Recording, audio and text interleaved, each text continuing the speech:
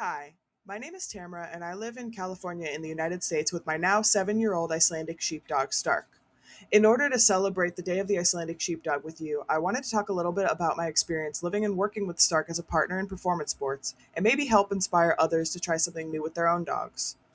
Stark is my first Icelandic sheepdog, and I did purchase him with the intention to compete in sports including agility, though I knew I would love it being his partner no matter how successful we ended up in any sport. Obviously, there are other breeds which are more popular in sports like agility, but once I met this wonderful breed at a dog show, I knew I wanted to be a part of the history of the Icelandic sheepdog and see where our journey might take us. I had learned of the Icelandic sheepdog's natural tendency to process the environment through barking, so I made sure to start very early with Stark, training in a variety of environments as soon as it was safe enough to do so. It is already very important for young dogs to learn relaxation and impulse control skills, but I knew it might be even more so important with an Icelandic, who might grow to be particularly disruptive with barking. I was fortunate enough to have some time before the pandemic to bring Stark to classes and to trial locations where he could get used to the sights, sounds, and energy of those sorts of chaotic environments. Agility is one of my favorite sports, and Stark does do it to make me happy, but it's actually not his favorite activity out of everything we do. Because of this, I've had to be smart about training and keep it fun for him by using plenty of food rewards or toys or other kinds of play to help keep his excitement up and make it really rewarding for him. For those who might not be as familiar with agility, the goal of the sport is for a dog to successfully navigate a course of obstacles in a specific order while performing the obstacles as described by the organization and the competition level of the team. There are different sorts of competitions with the same equipment as well, but what is referred to as standard agility is performed this way as a numbered course.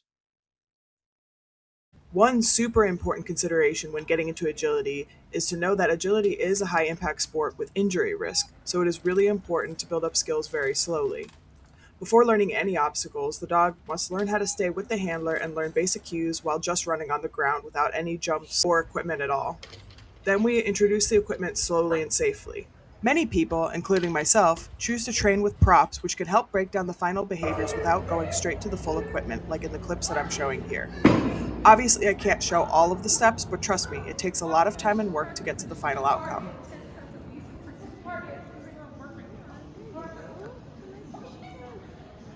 Good job, buddy.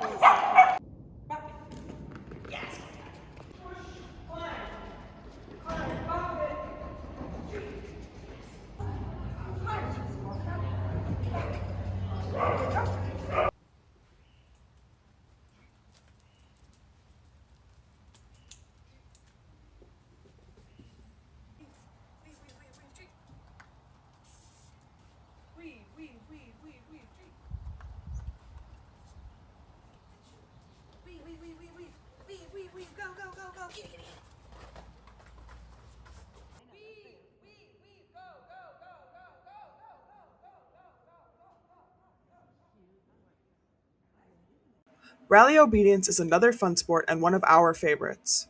For this sport, it is similar to competition obedience, but the exercises performed are determined by a course with physical signs set by the judge. The goal is for a dog and handler team to successfully navigate the course while heeling from sign to sign and performing the designated exercise at each sign in order. Different regions around the world have different organizations with different exercises and course specifics, but the concept is generally the same. In the United States, we have the American Kennel Club and other organizations like World Cynosport. On a rally course, skills which may come up during each exercise include position changes like sit, down, and stand, holding a stay while the handler moves around the dog or to another location in the ring, performing jumping exercises, and healing past intentional distractions like toys or empty food bowls on course. At the higher levels of rally obedience, we also have fun movement based exercises like spins and backing up in heel position, as seen here. Here are a couple videos of me working with Stark when he was much younger, learning where heel position is and how to stay in heel when I pivot in either direction.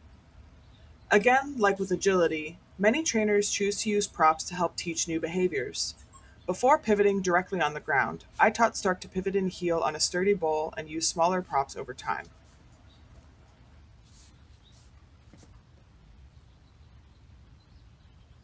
In this clip, I'm teaching a young Stark another important skill for the sport. how to stay in place with my motion. You can also see at the beginning of the clip he quietly barks at me. Barking does unfortunately lose us points in the rally ring, and it's something to consider when training an Icelandic sheepdog in any sport.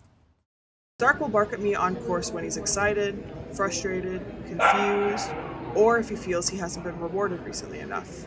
Because of this, creating clarity in training has been super important, as well as building up the length of sessions slowly over time. These concepts are critical for training any dog, but especially the Icelandic sheepdog, which can be prone to frustrated outbursts. And sometimes these outbursts are just barks of joy.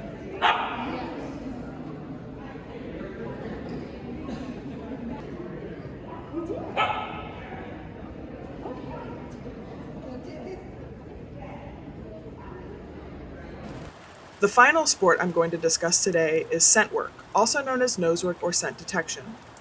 There are multiple competitive organizations in the United States, but I can personally only speak for the two we compete in, AKC and NACSW. The videos I'm showing here are from an NACSW trial back in March. This level is called NW2, and there are 1 to 3 hides in each search area. I'm not familiar with what is available around the world, but in general, for the sport, the dog is trained to locate certain odors within a specific area and must communicate to the handler where the odor is found. In the US, we call a hidden odor a hide, but this vocabulary is likely different around the world. So, you might be asking what he's even searching for. Many organizations use essential oils which have a strong scent and can be prepared to specific levels for competition. In other variations of the sport, odors commonly used can also include the handler's scent, toys, or another person's scent. For the handler to successfully call a hide, this requires not only the dog to know its job, but the handler to be able to read the dog's body language and relay this information back to the judge. The sport is really fun because of how independently the dog can work, but at the same time it requires a deep level of communications between both team members.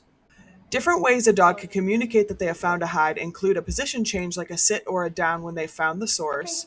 They can look back at the handler to signal that they found the hide. And my personal favorite, they can freeze when they found the hide. Stark has a freeze alert, as you can see in these videos. He will also often look back to me after he first freezes when I'm taking too long to call the hide. Scentwork is also super interesting because of how much it can change depending on the environment and placement of the hides. To be successful at the highest levels of the sport, teams must train in a variety of locations with different distractions and different weather conditions. At this specific trial, it was actually quite rainy and windy, which definitely affected how dogs were working. The ability of a dog to locate a scent is greatly affected by the environment around them, including shapes and materials of surfaces in the area, temperature, movement of the air, and other factors. Alert. Finished. I have found that Icelandic sheepdogs, including Stark, really love this sort of sport. For one thing, the handler can have food and other rewards with them while competing, which eliminates some of the frustration issues that can come with other sports. In addition, there's often not a penalty for barking, though you do want the dog to stay on task as much as possible. I really hope you've enjoyed this summary of my experiences training and competing in agility, rally, and scent work with Stark, my Icelandic sheepdog. Of course, these are only a couple of the many dog sports out there, and many Icelandic sheepdogs are training and competing not only in these three, but so many others. Here's just a couple examples.